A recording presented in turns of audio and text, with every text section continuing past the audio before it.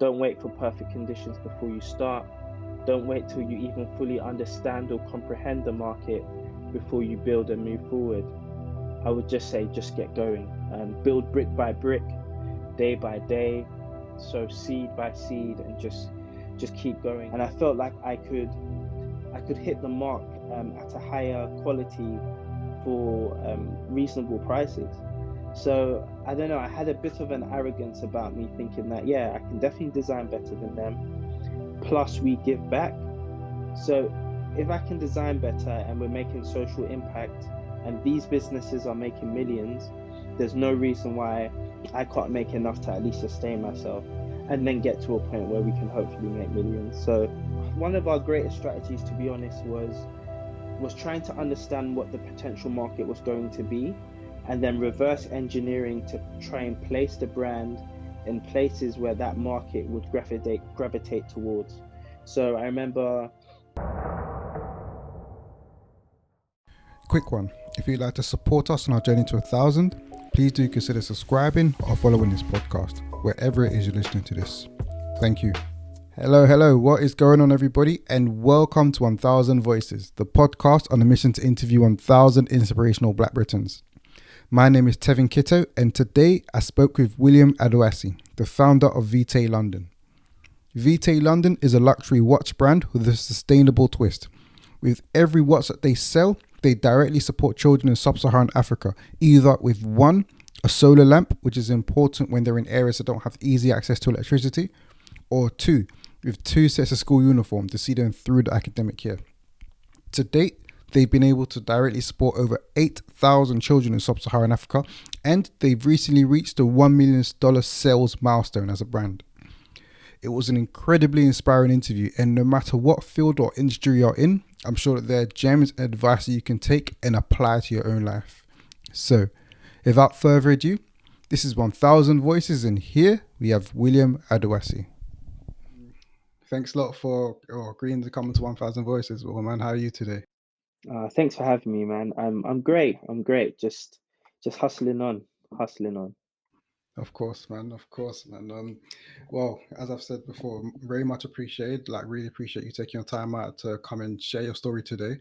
And yeah, I'm sure a bunch of people are going to be inspired, as people already are. I mean, Vitae is getting out there, and I hear it all the time. I know people are going to be inspired by your story and your lessons learned, man. Um, so to kick things off, yeah, let's just talk about your upbringing. You know, where did you grow up? What was your upbringing like? Yeah. So I grew up in South London, in an area called Camberwell to be specific. So yeah, Southampton way. So it verged on yeah Camberwell and Peckham. Firstborn of 7 children. Both my parents are from Ghana. So yeah, they moved to the UK about 3 or 4 years prior to me being born. And yeah, growing up in South London was an interesting thing to say the least back then. It had a lot of varying challenges, um, but like I wouldn't want it any other way. Like I thoroughly did love it. I love the community aspect, although there were like issues, there were dangers. One thing I will always say is that yeah, the community was phenomenal. And I'm still good friends with some people that I grew up with back then too. And then, yeah, at the age of 11, I got a scholarship to go to a boarding school up in the Midlands. So, yeah, I left the environment that I was extremely familiar with, and yeah, was one of the few black children in this boarding school. So that was yeah a massive eye opener for me, and a real big moment of self discovery. And actually, not only self discovery, but like a wider understanding of the world that we live in and that we play in. So yeah, that's a bit about me and my upbringing. Cool, man. Yeah, it's interesting when you speak about when you went to the boarding school when you was 11 years old and be one of the only black people there. So in one of the previous interviews, I was speaking with Samantha, and she because I come from a fashion background as well originally. Well, I've moved over now, but originally, and what I found was that it wasn't diverse at all. Like when I was working in fashion, I was it was always I was always the only black person there.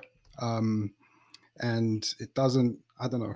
I found it personally quite difficult to at first because I grew up in East London, and at first I found it very difficult to integrate. It's like it's a whole different lingo. You know what I'm saying? It's everything is different. I found it so difficult to integrate, and it just took a while for me to get a bit more comfortable and to be able to integrate properly and to conversate properly. Did you have those same sort of issues when you went to school?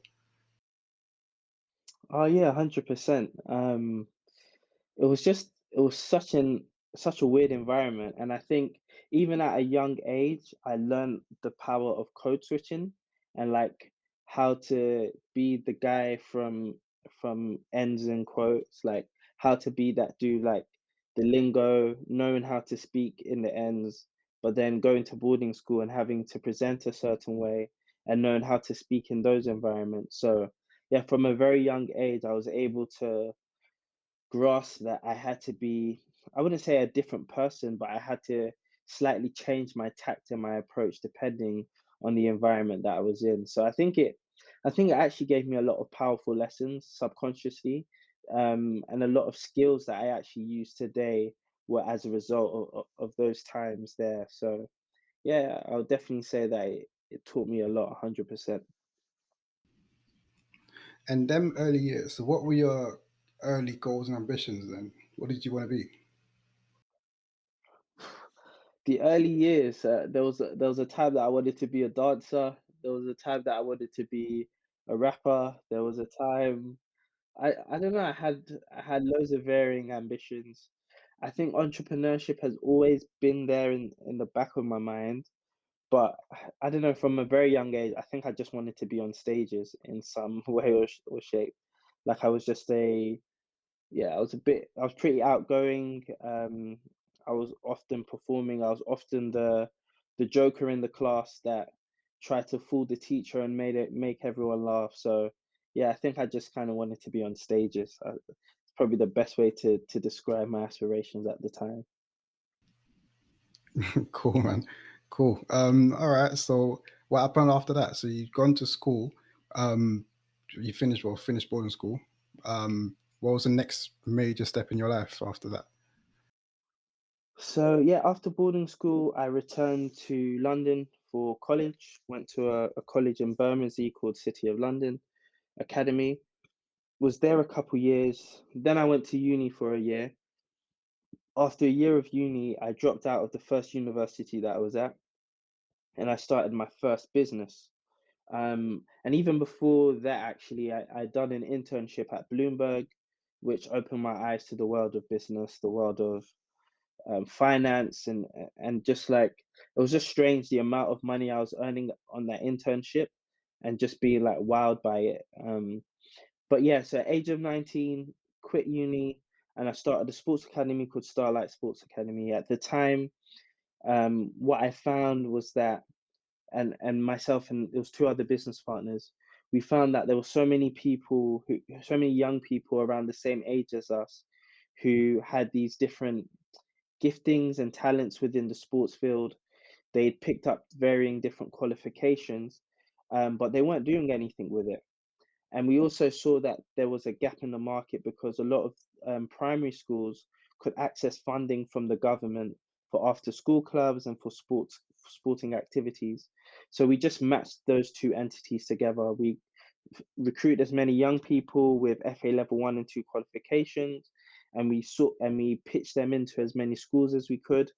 And that was my first business. So yeah, ran that for 3 years, and then the government pulled that funding, and our business model just yeah didn't really work anymore, didn't really make sense, unfortunately. We should have been thinking wider and looking at other streams of income. So yeah, that business had to unfortunately stop. And then from there, I went to uni part-time while working in the city. So I was working in the city as an insurance broker, then I worked as a recruitment consultant. So that was from the age of around 22 till 26, which is the age I was when I started my brand now, which is Vitae London. So yeah, that's been a bit more about the journey. That's cool. And yeah, and I suppose most people now would probably know you for Vitae. I know you do. well, you've been working on a few other things on the side. Well, you've been working on a few other things, anyways. I know that. But right now, Vitae, I suppose, what most people know you for. Um, with the Vitae, so did you, when you first started it, did you like leave your job and just jump in both feet and it's like, cool, I'm doing this? Um, or did you sort of like work on it part time at first and then, I'm a bit of a madman. So to be honest, the wiser thing would have been to juggle it on the side while working a full-time job, right? But I decided to, as soon as I got the first batch of watches, tell my manager that I had enough and that I wanted to start my own business. And I literally just dived straight into the business. That's what I gave all my energy, all my attention, all my time. And I don't know, I just had the mindset that, so just to give more context on Vitae, yeah, we're a watch brand. Vitae is Latin for life, so our whole mantra is to be the watch brand changing lives. So in essence, with each watch we sell, we help support a child for education across Sub-Saharan Africa. And yeah, when starting the business, I looked at other players in the market and I felt like I could design better than them. I'd always had a passion for watches, and I felt like I could hit the mark at a higher quality for reasonable prices. So I don't know. I had a bit of an arrogance about me, thinking that yeah, I can definitely design better than them. Plus, we give back. So if I can design better and we're making social impact and these businesses are making millions, there's no reason why I can't make enough to at least sustain myself and then get to a point where we can hopefully make millions. So I guess yeah, that was my mindset when starting Vitae. And yeah, the journey's been great ever since. As I said, we launched around 2016. Um, and yeah, since launching the brand, we've sold in over 40 countries, supported over 8,000 children through education. We've recently been stocked in the two largest retail stores in America, so Nordstrom and Macy's, and had, yeah, loads of amazing celebrity endorsements. So, yeah, just trying to scale year on year, day by day. with the Vitae angle, yeah? So what I'm interested to know is that, because you got other businesses or maybe other areas in fashion you could have gone into, which I feel just from looking at it probably would have been easier to do. So like if you used to do clothing, for example, it's easier. You would know what steps you'd need to take to go and start a clothing line. With a watch brand, like how did you start it? What was the process? How does one start a watch brand? It's interesting that you say that because initially Vitae was going to be a clothing brand. Um, I'd done the research, I'd done some great designs, I built a website, was about to go live and tell the whole world about it. And then I took a step back and I just felt that there wasn't enough about the brand, one, to make it distinct, and two, I just felt like just going down the path that so many people had gone down, there was no way I was going to stand out. And also, it wasn't really an area I was as passionate about as I was watches. So after kind of adding all those elements, I told myself to kind of take a step back and start again. So first thing I did when starting the watch brand is that I began reaching out to different factories just to understand what kind of minimum order quantity I would have to purchase to understand what kind of prices the products would be. And at that point, actually, I had about 10 different factories all within WhatsApp. I would speak to one factory, get them to reduce the minimum order quantity and the price. I would screenshot that, send it to another factory, and just kind of barter the different factories against one another to get the price as low as possible and to get the minimum order quantity as low as possible, just so that I could afford this first batch. So yeah, once I whittled the factories down, got samples sent in. I remember receiving the first ever sample, and it was absolutely massive. Like I got my sizes and dimensions all wrong. Like it was absolutely dreadful. But I don't know. I learned so much from even that. I learned from the mistakes. I tend to learn more from mistakes than even my successes. So yeah, that process went on for about a year, and then when I was finally happy with the samples, as I said, ordered the first batch of watches, told my manager I was quitting, and yeah, the rest is history. Cool, man. All right, cool. Cool. And then with the so you launched in well, right at the start of 2016, right? What would you say? What would you say? Was there any like one thing that you could attribute your success to now early on, like something you've done early on that you can attribute where the watch brand is now early on, or was it a series of different things you've done early on that helped you to scale and get to where you are now? Yeah, I think the greatest attribute was just doing, if that makes sense. Like our greatest attribute was the fact that every day there was trial and error, every day there were mistakes, every day there was progress. I think a lot of the time people have visions and businesses they want to start, but they end up just sitting on it and not taking action towards a goal, towards the vision coming to fruition. So yeah, for me, I would attribute our success today down to a lot of grit, a lot of determination in the early days, a lot of not having a clue what I was going to do or having a clue like how I was going to build, but just trying to innovate every day and trying to think and to strategize. And I think, yeah, that's definitely why Vitae is where it is today. It's just been through that kind of determination and action for sure. Did you? All right. So with when you started on as well early on, I know that Vite was quite very active on socials. I see it all the time, especially on Twitter when you first started off. Um, did you have like a marketing plan you put together? Was it trial and error there? And how did you market the brand when you first started? Yeah, everything was trial and error, to be honest. Like, I am one to plan, I am one to strategize and dream, but a lot of the early days, it's hard to strategize and plan when there's not much data, and you only get the data through doing and trying, right? So, for me in the early days, like, one of our greatest strategies, to be honest, was trying to understand what the potential market was going to be and then reverse engineering to try and place the brand in places where that market would gravitate towards. So I remember a cousin of mine is close friends with Wretch 32. So I begged him to take me to go and meet Wretch. Went to his house, presented with him with a watch. He shared it on social media. And I feel like aligning with individuals like that in the early days certainly gave us a level of credibility. And it allowed us to reach our market via a conduit, via the influencer, via the celebrity, in a way we wouldn't have been able to do ourselves. So yeah, in the early days, as I said, a lot of trial and error, and just trying to align with the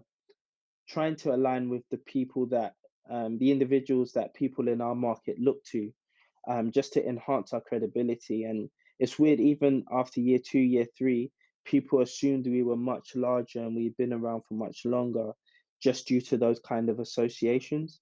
So yeah, I definitely attribute a lot of the early marketing success to techniques like that. And when you talk about associations, so you got Retro 2 as one. I've seen all sorts of people wearing the watches, like the Ghana president. Um, and then you got Ava DuVernay. There's that picture with you, with Richard Branson. And then I'm sure there's loads more which are escaping my head right now. How did that happen? Was it all organic? Did you reach out to them, or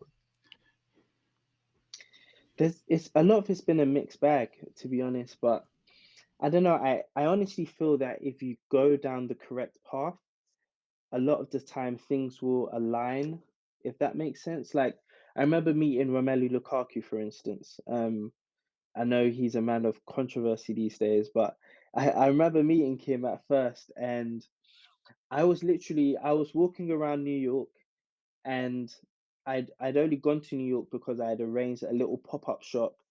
It didn't make a lot of money, but I knew it was good to raise awareness. So I'm in New York now, and I turn a corner and I see him seated outside a restaurant, and I'm like, that's. And the funny thing is, this was before he moved to Man United. This was the summer before he moved to Man U. So I think he was in Everton at the time, and I had forgotten his name. So I went round the corner, I googled black striker Everton, saw his full name. I was like, yes, that's him. That's Romelu Lukaku. So I went up to him. I was like, how you doing, man? I'm a big fan. I hope you come to Man United this year. And then, because there was already like talk of him coming, and then he was like, yeah, I just want to go where I can win. Like I could just hear his ambition. And then from there, I told him all about the brand. I had some products on me, gifted him a watch. The next day, it was on his Instagram. He shared about it and yeah, showed love ever since. So there's loads of different chance occurrences that have happened like that, as well as me aggressively trying to reach out to people. There's been a mixture of both. But yeah, the organic stuff has been amazing. I guess it's a mixture as well. Like with you, well, like you said, you when you're actually out there doing what you're doing, and especially with the brand having the impact that it has, and if people are going to resonate with it, then that's where that would help. People gravitate towards it, then um, it would help. Um, which goes to show it's important just to put yourself out there, even if you haven't planned exactly step by step. Like I guess you hadn't, and you was learning as you're going.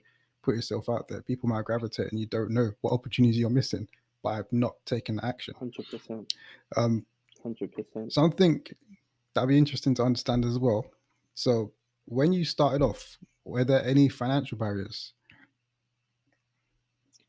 There were loads of financial barriers. Especially like the early days are crazy because there's not really enough money to pay yourself. So you try your best to cover some of your expenses. And if you want to expand, again, there's not really much resources. So yeah, face loads of financial barriers. And also I think one of the largest barriers, especially in our community, is just financial literacy and understanding. I feel like in the early days, I had no clue what I had no clue about the investment world. I had no clue about so many aspects of building business and building the finance required. I remember my uncle sat me down because he's in the world of finance, and he was like to me, "Oh, Will, love what you're building. It looks great. It's beautiful. What's your exit plan?" And like, I'll never forget this conversation. I'm staring at him like, "What the heck are you like, what are you talking about?" Like, I didn't know what an exit plan was, an exit strategy. I didn't know what venture capital investment was. I didn't know any of this. And I think often, yeah, from our community, the financial literacy, especially in the world of business specifically, yeah, is often missing. Um, yeah, so there were definitely barriers in the early days, but growing my understanding and like rubbing shoulders with the right people and also seeing a lot of examples of other people, like other black London-based entrepreneurs going to raise capital. Like coming up, like some of my peers have been brands like Afrocenchix, brands like Trim-it, and just like having them around me, seeing them raise capital, seeing them venture forward, has been, yeah, super inspiring. And it's just, I don't know, it's kind of highlighted to me what is possible. So yeah, I say all that to answer the question around the finance. I get it, man. That's cool. Thank you. Do you have you raised any finance for the brand? Yeah, so we've raised in total just over 200k, and we've generated over 1 million in revenue now. The way we raised was, firstly, we were chosen by Backstage Capital, which is a US based venture capital firm. So we were selected by them as one of, I think, yeah, one of 20 entrepreneurs. A few thousand apply, but we were chosen as one of 20 entrepreneurs slash businesses to receive funding from them. And then after receiving that funding, I kind of took their terms, like the valuation given from them, and I took it to Seeders, which is an equity crowdfunding platform. And then the remainder of the 200k I raised there. So we had over 500 people invest, raised, I think in total, like £110,000 via that platform. So yeah, that was our total round of raising. And yeah, we're actually looking into giving people the opportunity to invest and own shares again, in the latter part of 2022. Cool. That sounds good. And I've heard you talk about how important it was for you. or it has been for you even right now, to immerse yourself in a community of like-minded entrepreneurs or peers? You've spoken about who some of your peers were, Trim-it, Afrocenchix, um, and whatnot. Um, could you touch on how important it has been for you to immerse yourself in that sort of a community and how you've gone about building that community around you? Yeah, it's interesting. I think the building of the community has been largely organic.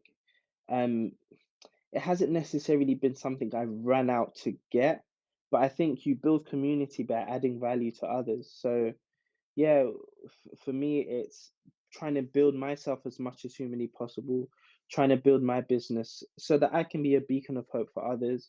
And then you'll see that as you're building, you'll look around and then there's other people with similar, on the similar wavelengths, buildings, businesses of similar sizes.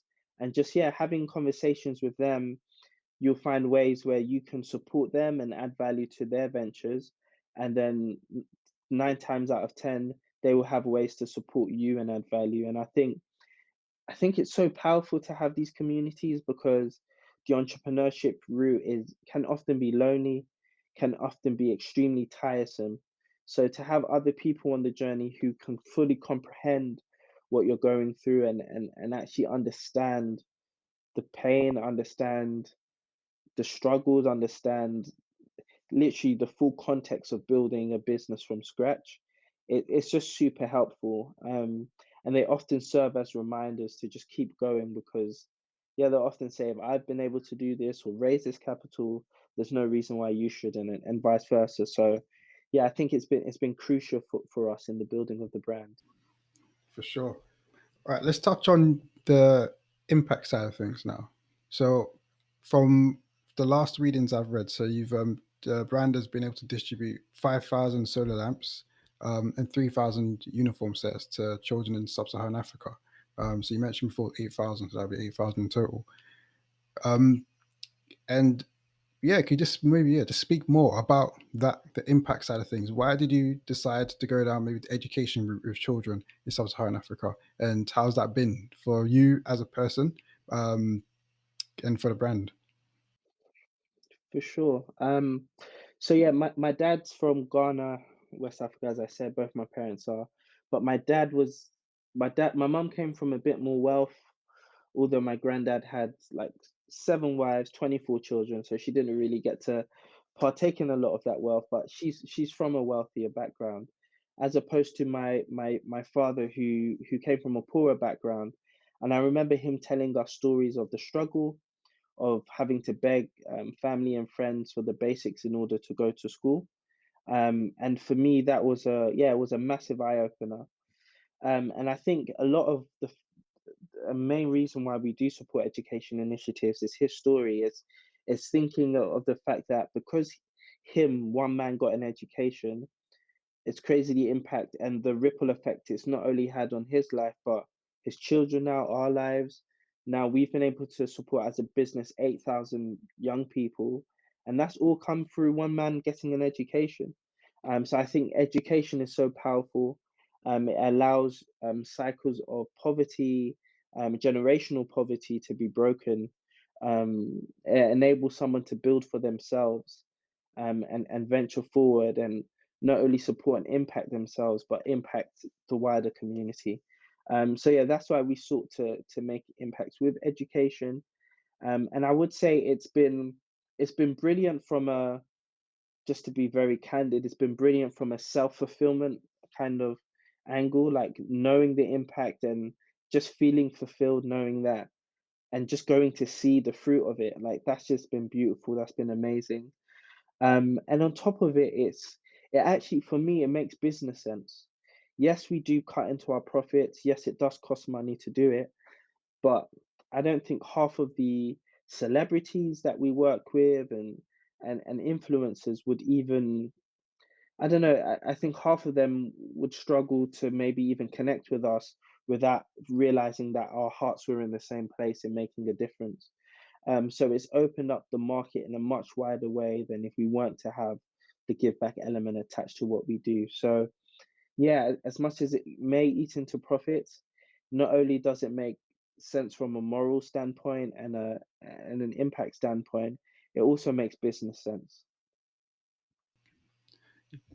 There's a few things there actually to touch on. So I love that illustration you used at the start when you started speaking about how one man's education has been able to, it's caused a ripple effect, and now 8,000 children's lives have been affected, which is mad when you put it like that and you visualize it like that. That's crazy. Um, and for sure, I definitely agree with educational aspects. Like, you've probably heard that quote: "The give a man a fish, and he'll eat one day. Teach a man to fish, and he'll eat for the rest of his life." And that's it. Like education for sure is like key, 100%. And also when you speak about the endorsements or whatnot, and people might have struggled to connect if you didn't have that angle behind the brand. What I got from that was, if you, it's because the Vita, I suppose the Vitae brand stands for something. It's not necessarily just a for-profit business. Obviously, businesses need to turn over a profit, whatnot, blah blah blah. But it has more. There's a substance to it, and when people hear that story and hear what the brand is about, they can connect with it. And it just makes business way more fulfilling. Um, Way more fulfilling. Like I'm sure you feel it yourself when you've gone back and you can see, okay, we've been able to help out in this way or that way. Like those are things that like, it lights up your heart. It makes you happy, man. Yeah, and it keeps you going in the hard times. Like business can be lonely, can be dark at times, but to know in the midst of that darkness and those hard times that you're literally changing people's lives, there's no better incentive and motivation to keep going. And I think it's beautiful to create that incentive within your business. For sure. All right. Let's reflecting back on your journey so far, what would you say has been your highest high and your lowest low? It's a great question. Um, I'm gonna answer it in a funny way. I feel like the high of entrepreneurship is the fact that I'm still standing. I can't really pinpoint one particular moment. Obviously, being mentored by Richard Branson, having the president of Ghana wear our watches, like all of these things have been monumental. But I don't know, the fact that I can still provide for my daughters, I can still make sure that yeah, they're they're looked after, they can go to good schools. From an idea I had in my head, to me, that's a high that actually kind of outweighs any of the other highs. And I would say the lows have just been, yeah, just those seasons where I'm not sure how I'm gonna make it through to the next month. I'm not sure, like I have to like be super innovative to even just survive. I think those have been the lows, but without those lows, I think we wouldn't have a lot of our techniques and strategies that we use to market and build the business. So even in the midst of the lows, there have been highs in them because they've taught us so much more than just the highs can teach you. So yeah, I don't know if I've answered your question well, but I would say those have been like the highs and lows. You've answered it perfectly. It's all good. What are you grateful for now? I'm grateful for my team.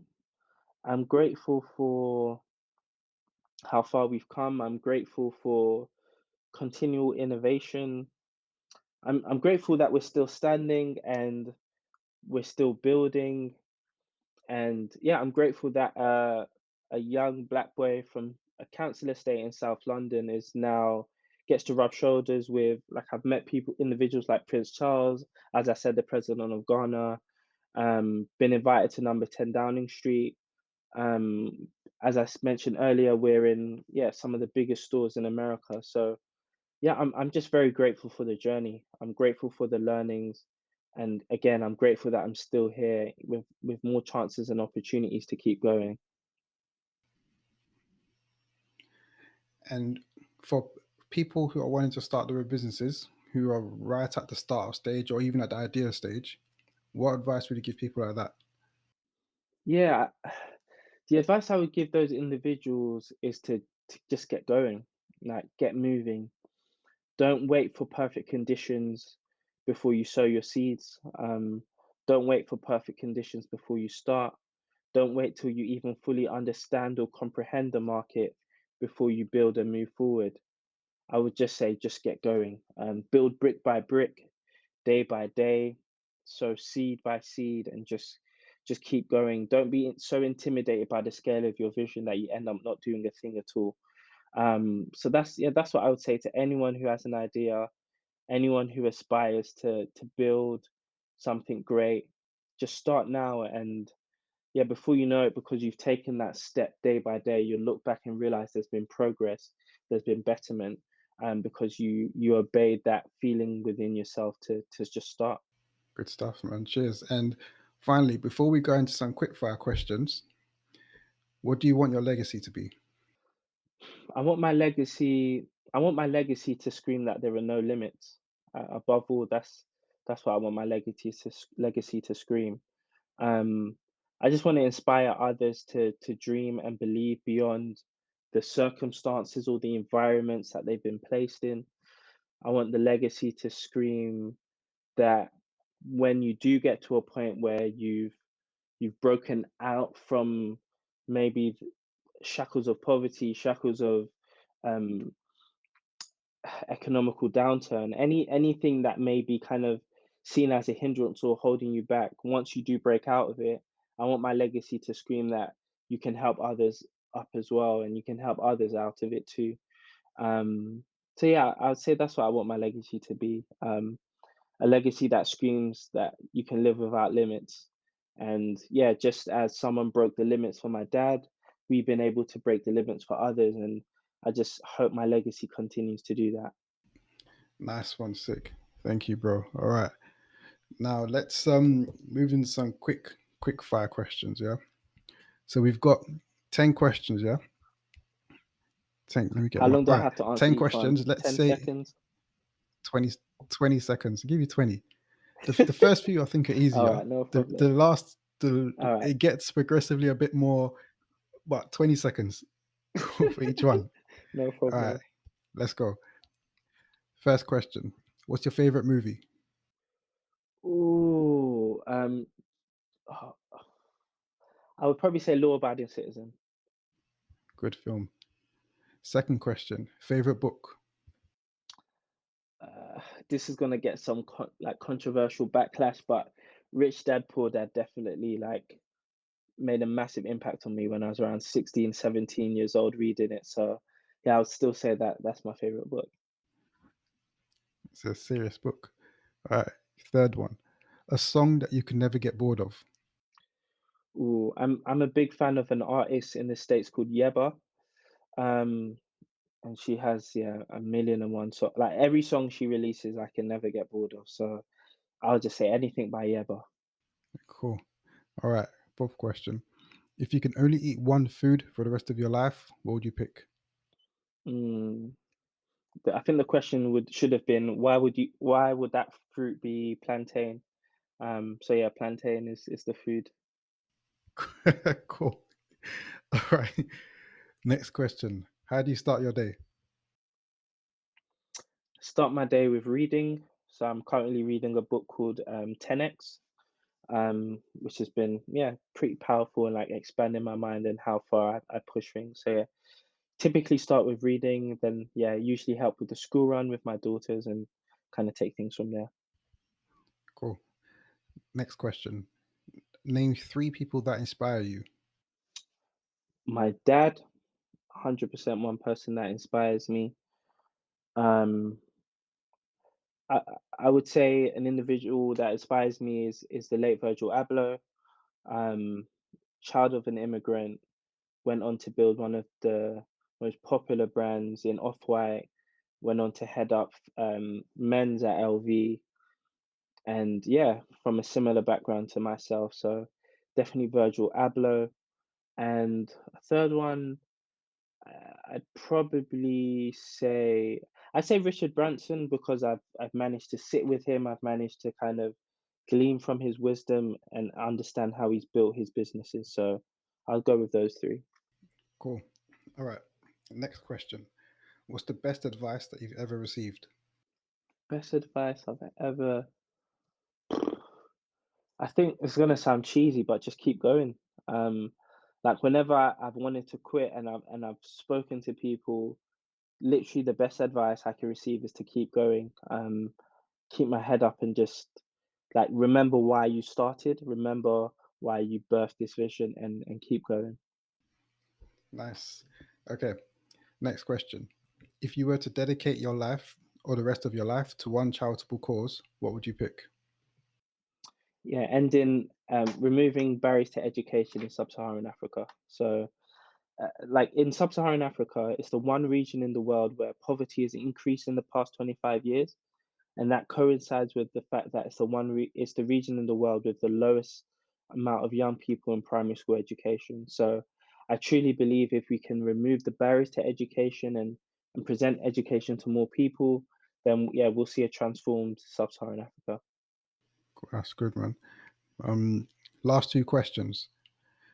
What's the kindest thing that somebody has ever done for you? Ooh, that's a deep one. Yeah, you said it would get trickier, didn't you? Um, Kindest thing someone has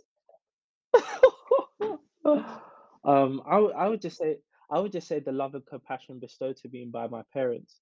Obviously, you could say that it's not seen as kindness as much because of their obligation, but I definitely feel like my parents went above and beyond to ensure, even when they lacked, that I would have. So yeah, I would give that to my parents. Cool. And last one.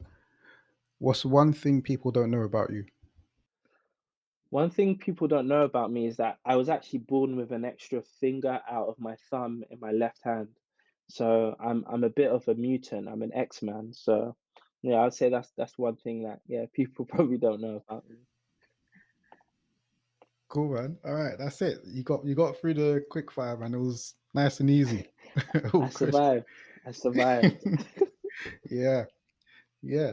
So that's that. Yeah, like that's that. So once again, thank you so much. Like, really, really appreciate you coming, taking some time out to share your story, share some lessons learned with our people. To run through these quick fire questions is all very much appreciated. Um, Also, so I think there's a bit of delay, man, but it's all good. But to round up, if people wanna find you, where would they find you? Okay, cool. So yeah, sorry, I think there is a bit of a delay, but yeah, I just wanted to say thanks for the vision you have. I think yeah, if I had heard this podcast when I was younger, around 1,000 voices, black people within the UK that are killing it and thriving, I think would have definitely helped and supported me. So firstly, I just wanted to say thanks for the amazing vision you have and bringing it to fruition. And secondly, yeah, if people want to stay in touch with me, my social media handles are the same everywhere. So it's my full name, that's William, followed by Adoasi, Adoasi. And then similarly, Vitae London is the same across all platforms. So Vitae followed by London. Yeah, definitely connect. And yeah, Twitter's a really good place to reach me. So if you have any questions, just drop me a tweet. 9 times out of 10, I'll respond. Nice. All right, that's that. So yeah, thanks a lot. One thing I didn't mention, I wanted to mention it before I forgot. My wife, 'cause I'm newly married now. My wife was reminding me before I spoke to you today Congrats. that the first gift, cheers, thank you. The first gift I ever got her was a Vitae London watch. So yeah, good investment on my Crazy. side. Worked out very well for me. But Thank you so much. I still remember your name from the early days. So yeah, super grateful for you supporting from pretty much day one. Means a lot. it's all good, man. Anytime, man. But thank you once again. Yeah, thank you once again for your time today, for everything you've managed to share with us. And that's that. 1,000 voices. We're out. Okay, and that's a wrap for today. Thank you very much for tuning in. It's very, very much appreciated. So many takeaways. On a personal level, I suppose my main takeaway would be to just get started on something. If you have something you want to do, you have something you're passionate about, just get started. Don't wait for perfect conditions before you get started. As a self-diagnosed perfectionist, it's something that I've suffered from for years. 1,000 voices is an idea I've had for years, and it just took me so long to get to the point where I was like, okay, let's get started. If you're listening to this, it'll be great to hear what some of your key takeaways were from this interview. You can drop us a comment or a review wherever it is listening to this, and just let us know what you thought about this episode and what you think about the 1,000 Voices concept in general. It'll be great to hear back from the community. As always, the audio podcast will be released on next Tuesday, and the full YouTube video will follow on later on in the week. But that's that for today. Thank you for tuning in once again. This was 1,000 Voices, and until next time, people, we're out.